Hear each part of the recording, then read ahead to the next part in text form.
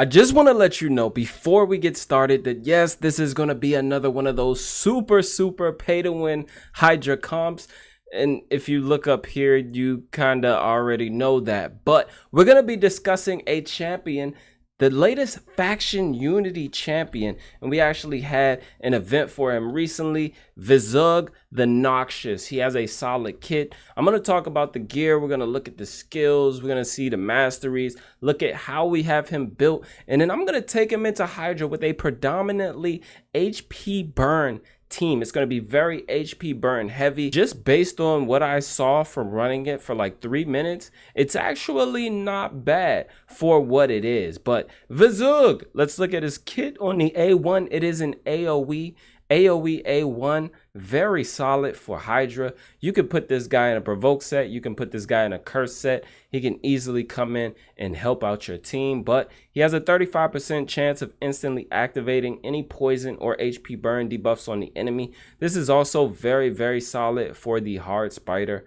as well. You can book this chance up to a 50% chance. Not bad at all. The A2 attacks all enemies again, so 2 AoEs already, and has a 75% chance of placing 2 poisons and an HP burn for 2 turns. Now the problem at Hydra becomes if you fill up that debuff bar too fast, you won't get your provoke, but it's not the end of the world. You can manual around that, but I'm gonna try and do this full auto. On the A3, attacks all enemies before attacking, places a 50% increased accuracy for 2 turns, then increases the duration of all enemy debuffs by 1 turn, also decreases the duration of all allied debuffs by 1 turn, and then obviously he has his Ogren Tribes unity here, so 30% increased speed for 2 turns with 1 faction ally, increase the duration of all enemy debuffs by 2 turns, and decrease the duration of all allied debuffs by 2 turns instead.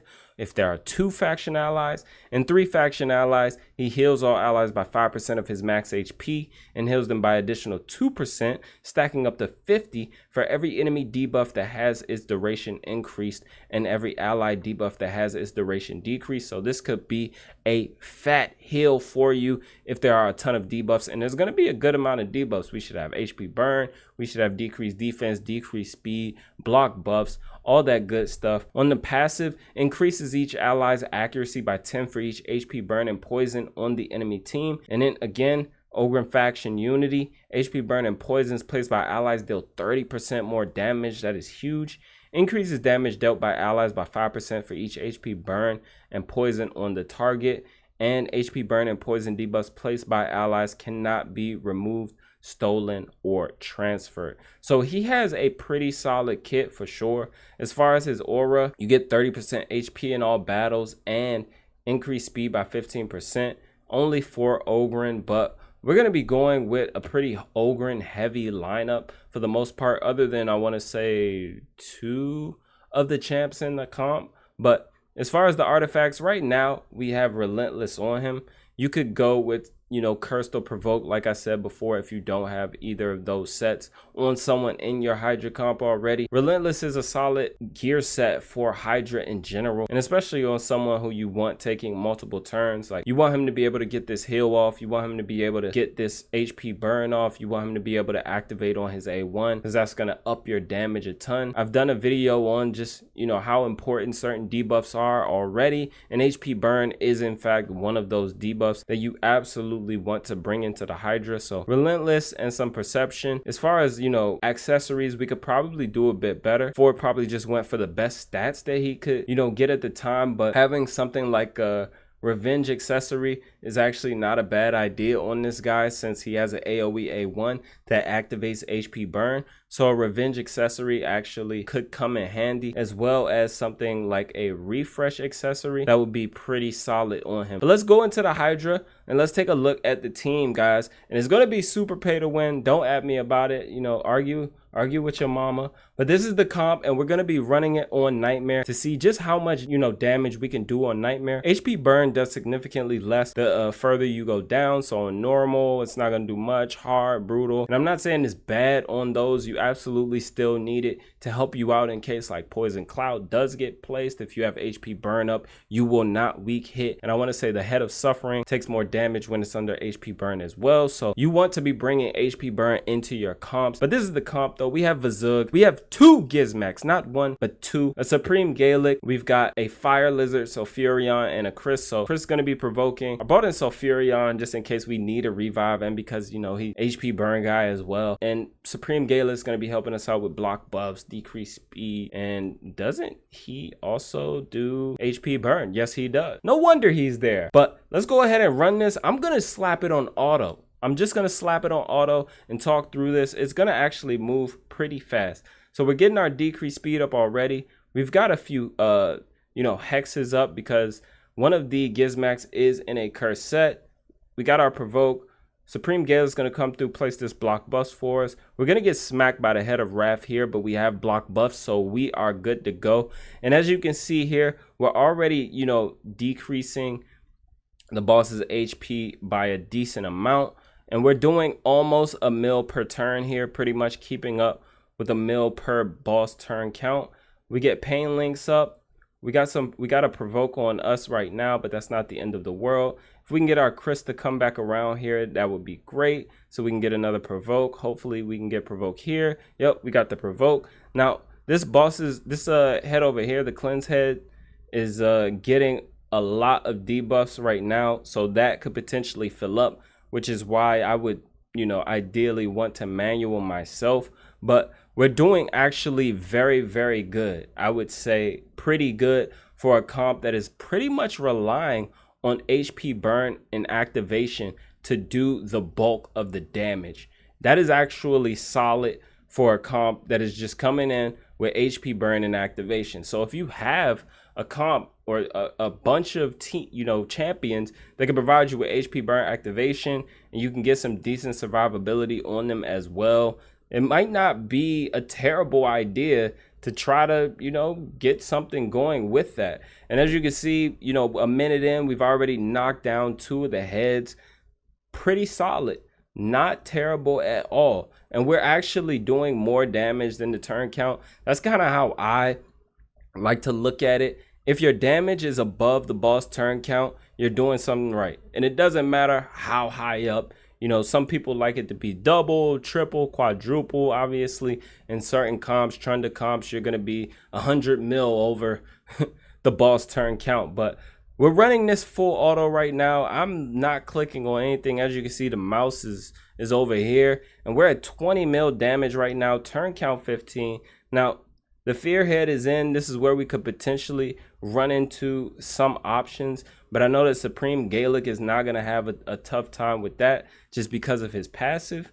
But I'm sold on this. I would be pretty happy if I pulled a Vizug and I had someone like a Gizmac. You could bring someone like Ignatius in who does HP burn. He also does a provoke. He has some okay-ish multipliers. Could probably be an okay champ to use in Hydra. We have one built here actually that was pretty solid that we were considering throwing in this comp with Vizug, but I think we got everything we need here. And I'm going to stop it pretty soon so that we could just take a look at the damage that these guys are doing. I don't need to run this all the way to 100 mil. I typically like to run things, you know, to 100 mil. And I would also like to be manualing this because I need Supreme Gaelic's block buffs to be ready like right now. Oh, it is ready. It is in fact ready, and that's solid. So we can avoid the poison cloud here. But even if poison cloud was placed, we have a ton of HP burn at our disposal. And what that's going to do, like I said earlier, is allow us to not weak hit here because the HP burn is out. And that's just what it is. One of my favorite mechanics in the Hydra is just how much HP burn brings. So we actually get a champ devoured here. Let's see if these guys decide to get him back or if they're just going to attack other heads. I don't know why, you know, it's not in the code to just like attack the head that consumed your champ so it won't get devoured. Maybe Polarium will do some recoding at some point if enough people complain. But it looks like just based on what we're getting, we're going to get our champ back. And we're going to get him back pretty quickly. If we get an activation, there we go. He's back. We're still above the boss turn count. This is actually shaping up to be a pretty good run, I must say. And yeah, we're using a Chris.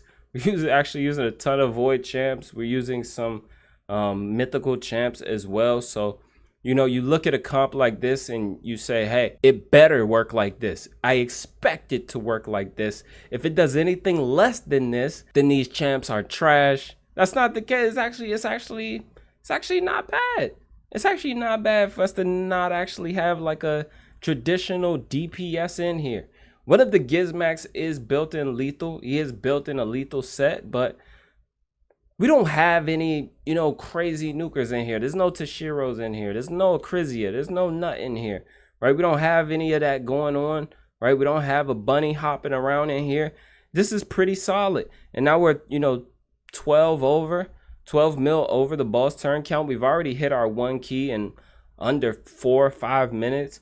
I would say that's pretty solid. Now, anybody who has what we have on this account is going to be looking to do a whole lot more. And we get a cleanse there, but it's not the end of the world. We're going to start getting our max HP destroyed because, you know, the head of decay is out. But we should make quick work of this. And I love that this is just, you know, running on full auto. This is Nightmare.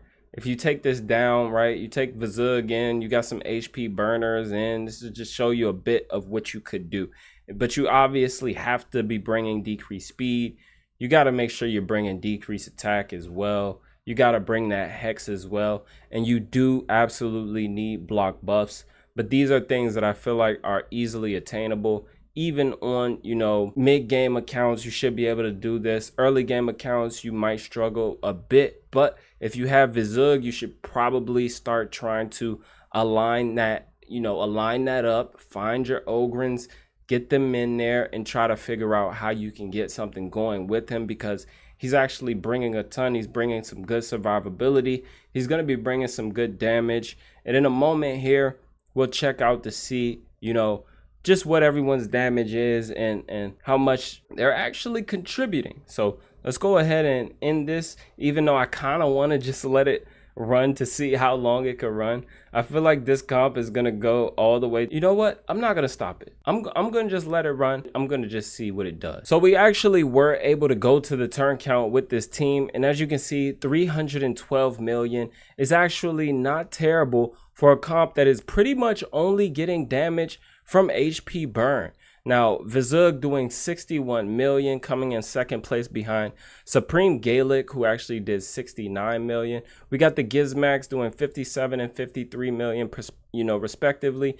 Chris with 24 million, Sulfurion with 42 million. Everybody is pretty much in a similar ballpark as far as the damage they were able to accomplish, just because, you know, they're all doing HP burn, activating HP burn. So they're getting, you know, pretty much just damage from mounding down the boss, which isn't terrible. And obviously I could have come in here and did billions of damage with this account, but this is not what that video is about. This video is about just having a bit of fun and seeing what Vizug brings to the table for all of the people that, you know, might have went for him in the event that we had recently, or, you know, you got him possibly in that what was it, Prism Shard event we had a few weeks ago. He is actually a solid champion. He's bringing a ton to the table. I think he's definitely a great champion for Hydra. You could get some big damage in comps with him. Now, as far as the other Ogrins that you could put in a comp with him, I would say there's honestly not that many. Gizmac is a great one for sure. Ignatius is okay. He does have HP burn. He does have a 50% chance to place provoke, booked up to 75%. It's not, you know, great. He has okay multipliers. You could potentially bring him in to do some damage. It's not going to be huge damage though. Korgar also has, you know, survivability he's bringing to the table with strengthening ally protection.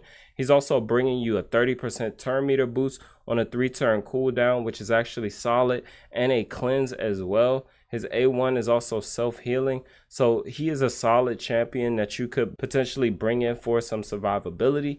If you had to choose, you know, 3 Ogrins, Yugo probably be the last one, most solid for a Hydra out of, you know, all of the Ogrins that are epics. I don't know that there are any others that you would really want to bring into Hydra, but, you know, Yugo, Vizug, maybe a Gizmac if you have, or Korgar. You know, there's not really too many other champs. I mean, you can bring in a Gerptug there as well. You know, Gerptug is used a lot in Trunda comps. Maybe he could provide you a bit more damage as well, but you would probably need to be bringing in some big hitters for those other, you know, 2 slots or so. But a solid champion nonetheless. I really like this champion. I think that his kit is great.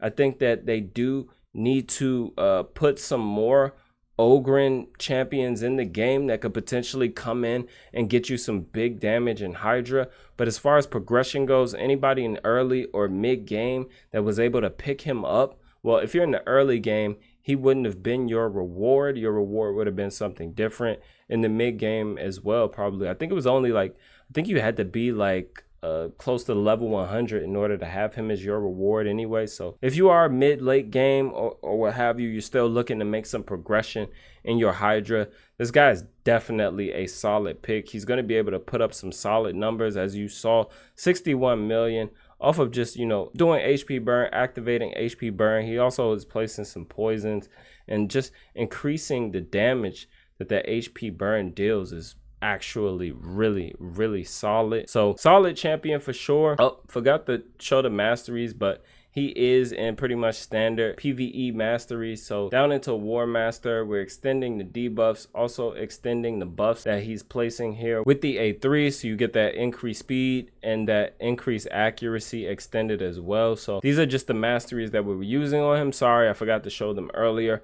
but solid champ nonetheless. Let me know your thoughts on the champ down below. I think he's pretty good. Let me know if you were able to get him, if you went hard in those tournaments, or if you pull him from the Prism event. But that's going to be all, guys.